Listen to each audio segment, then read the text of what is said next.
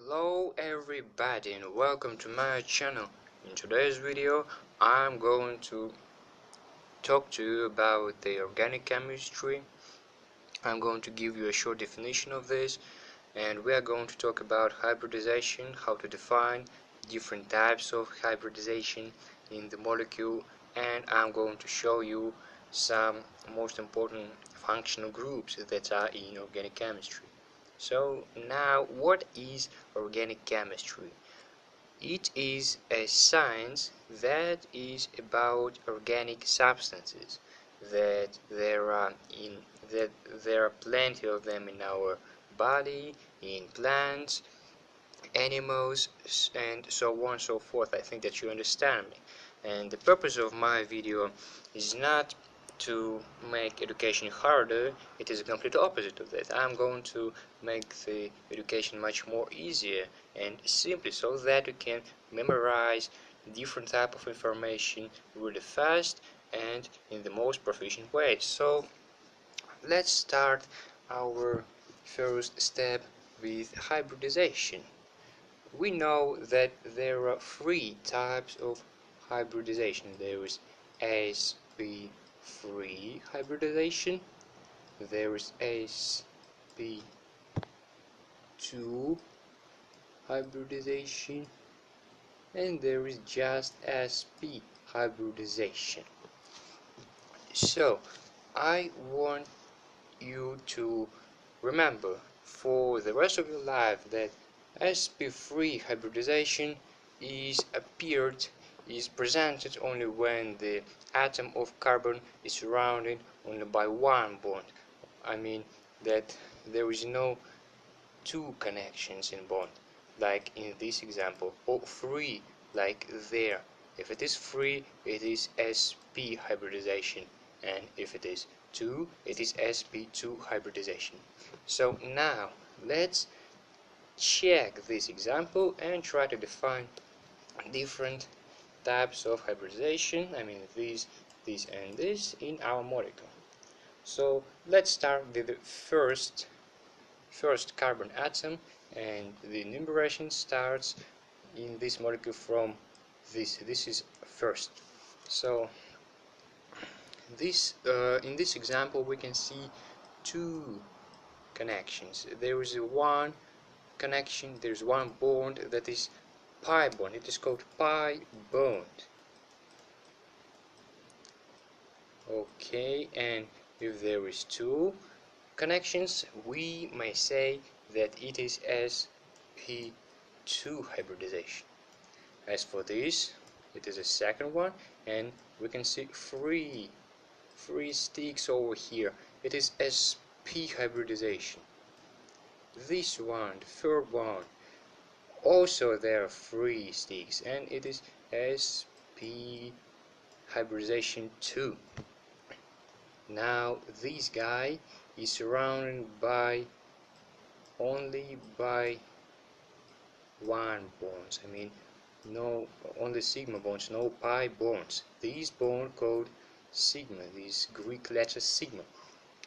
It means that this atom is sp3, has sp3 hybridization, and it is the fourth one.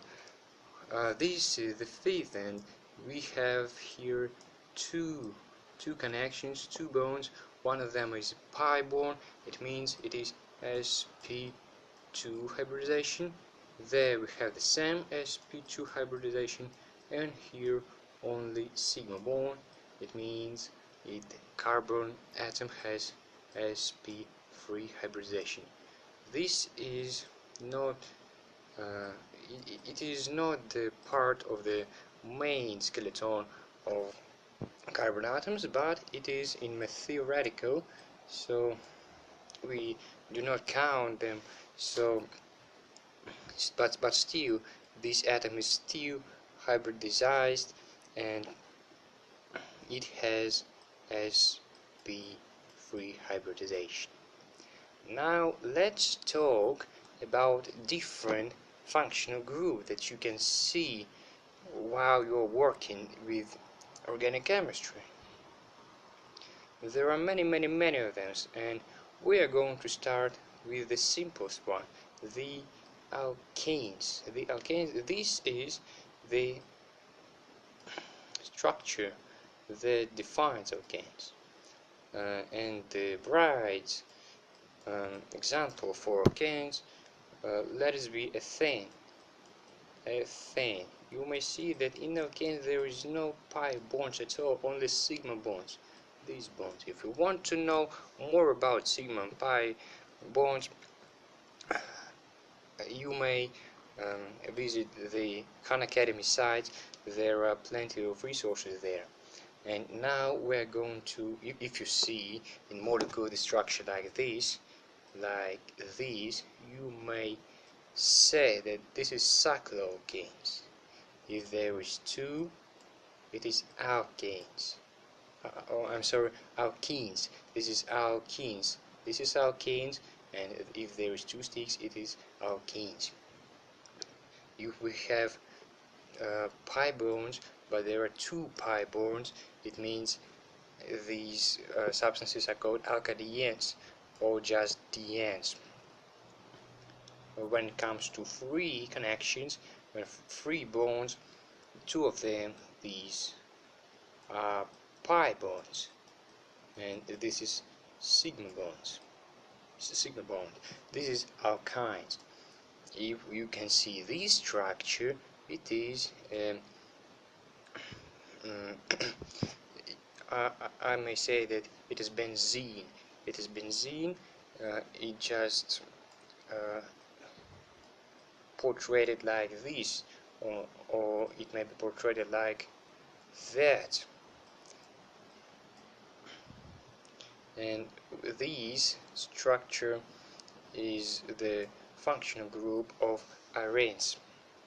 If you see OH group, it means it is a spirit or alcohols. If you may see this atom of oxygen, and there are two bonds on the right and on the left.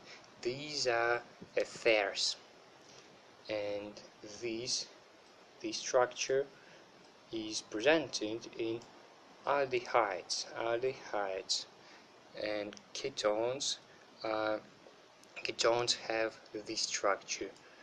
It have carbon atom, and there are two bonds on the left and on the right that are usually connected with other carbon atoms, and this is pi bond with oxygen.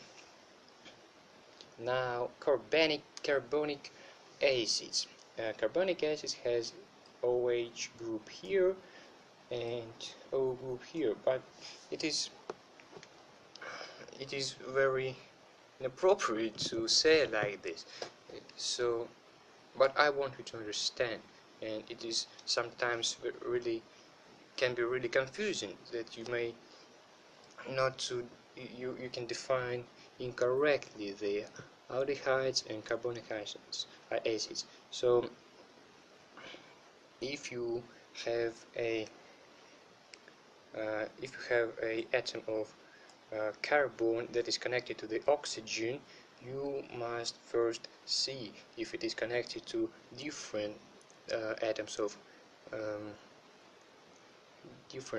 of carbon, and if it is ketone. If it is not, if there is only hydrogen, it is aldehydes, and if it is OH group, it is carbonic acid. Then the structure is presented in esters. Esters is like ethers, but this type of substance is much more elaborate.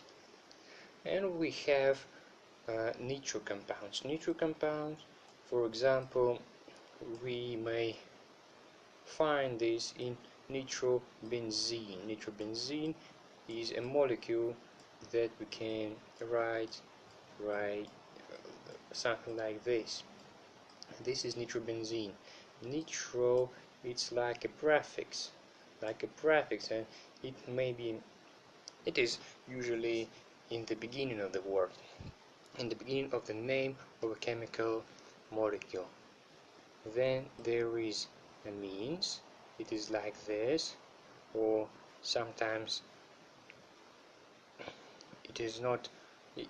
Sometimes it may be NH4, sometimes it may be NH3, or even just N.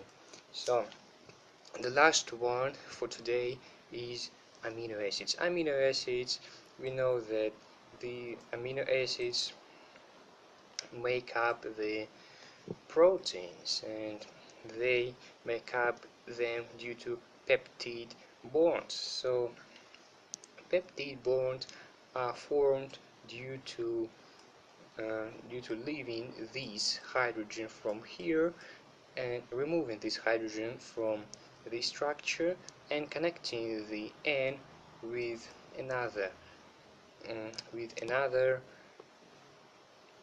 amino acid. So I think that this is enough for today, and if you have any questions, please do not hesitate asking them in comments. And thank you for watching, and see you in the next videos.